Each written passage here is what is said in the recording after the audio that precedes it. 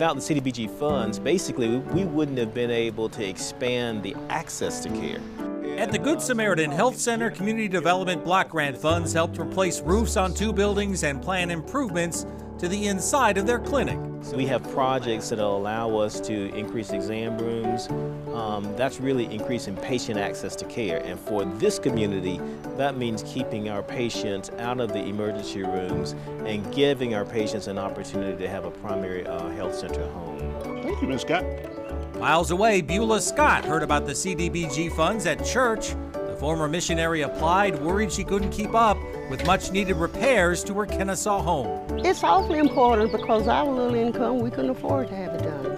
Ms. Scott had her water-damaged front stoop repaired, soffits outside fixed, leaky plumbing inside replaced, and her dangerous back steps rebuilt. It keeps our images good in the community.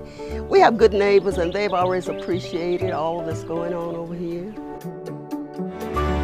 Thanks to the CDBG funding, you can see that we have a more open space as people walk in. It's very welcoming for our parents and our youth.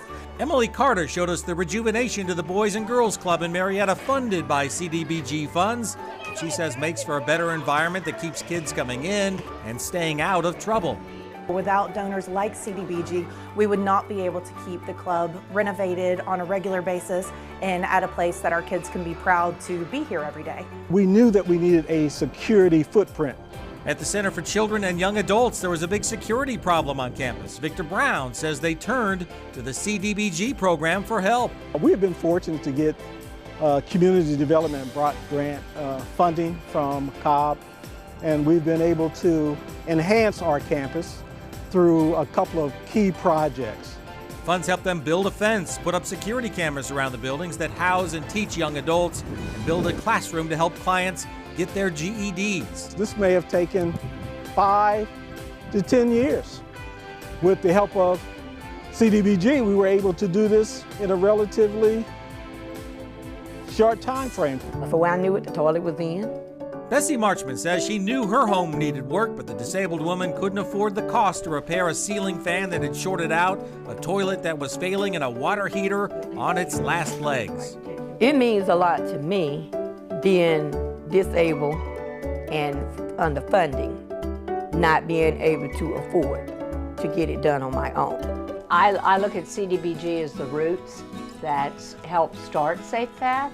Back in the early 90s, CDBG funds helped form the unit that became Safe Path, a nationally recognized agency helping children that are victims of crime, abuse, or neglect. Ginger Robbins says Safe Path has since grown and developed a deep bench of donors and supporters. However, you've got to have a solid base, and the solid base we need is the support from Community Development Block Grant.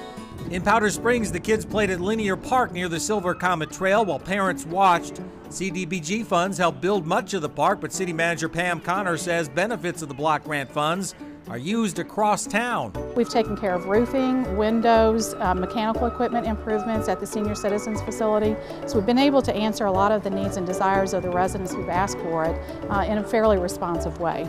And back at Good Samaritan, its CEO, Kyril Kitchen, says Cobb handles its CDBG program the way it was designed to benefit the community as a whole.